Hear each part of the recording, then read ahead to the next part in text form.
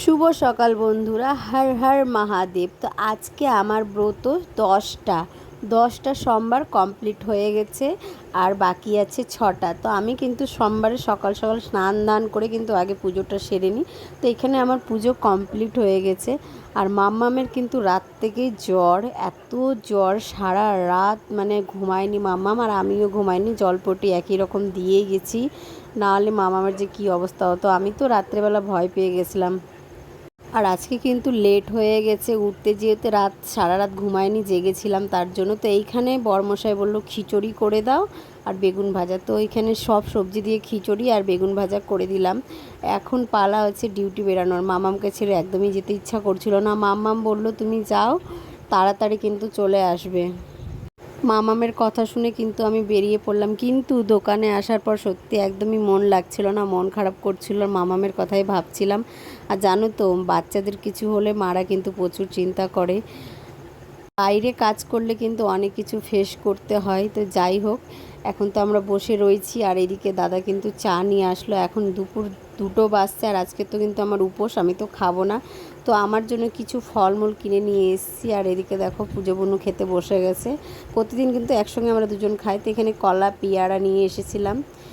যাই হোক, কালকে রাত থেকে কিন্তু আমার কিছুই খাওয়া নেই। এখন বাজে 3:30। 3:30টার সময় খাচ্ছি, যেহেতু যখন শরীরটা সাথ দেয় না তখনই আমি কিন্তু খেতে শুরু করি। দেখলাম না মাথা ঘুরতে লেগেছে, তখন দৌড়িয়ে গিয়ে নিচ থেকে ফল নিয়ে আসলাম কিছুটা।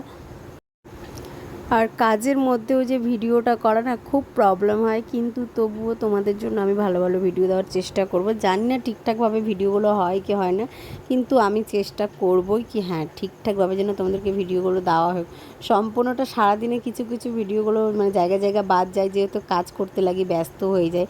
আর আজকে মানে আমি যখন থেকে গেছি 12টা থেকে আমি কিন্তু প্রায় 3:30 অবধি বসেছিলাম, কিন্তু যেই সন্ধে লেগেছে তারপর থেকে কন্টিনিউ কখন যে আমার 8:30 বেজে গেছে আমি নিজেও কিন্তু বুঝতে পারিনি। আর এই যে দেখো, কাজ করার পর কিন্তু আমি একটু অসুস্থ হয়ে গেছিলাম, তাই একটু ঘুমিয়ে পড়েছিলাম। তারপরে আবার কি, যেই ঘুমাতে গেছি সেই আবার কাস্টমার চলে এসেছে। আর মুখ চোখের অবস্থায় দেখতে পাচ্ছ কেমন ক্লান্ত হয়ে গেছি। আর সত্যি কাজের চাপটা এত হট করে বেড়ে যাবে বুঝতেই পারিনি। কথায় কথায় বাড়ি যাওয়ার টাইমও চলে আসলো। আর এইদিকে ভরতকে বলেছিলাম কিছু নিয়ে আয়, খেয়ে নিয়ে বেরাবো, না হলে আর পারছি না। তো ভরত সাদা মিষ্টি রসগোল্লা নিয়ে এসেছিলো। তো যাই হোক, খাওয়া হয়ে গেছে। আর এদিকে দোকান গুছিয়ে বুনু কিন্তু বেরিয়ে যাবে, তারপরে কিন্তু আমার পালা। তো আমি কিন্তু বেরিয়ে পড়লাম বাড়ির জন্য, যেহেতু অনেকটা লেট হয়ে গেছে। বাড়ির গেটের সামনে এসে টেনশন করছিলাম মাম্মাম কি অবস্থা হলো না হলেও, মাম্মাম দরজা খুলবে কিনা। তো না, দেখলাম কি বিরু দরজা খুলেছে। তখন আমি ভাবলাম না, মাম্মামের আবার জ্বর এসছে, ওই জন্য বিরু দরজা খুলেছে। না, মাম্মাম রেস্ট করছিল ঘরের মধ্যে। আর এইদিকে কিছুটা খাবার নিয়ে এসেছিলাম ওদের জন্য। আর রাত্রের দেখো, রাত্রে আমি দুধ রুটি খাবো, আর প্রেশার করে কিন্তু আলু সিদ্ধ ভাত করে দিয়েছি। আর এখন মাম্মামকে খাওয়াবো। Tata, bye bye, good night.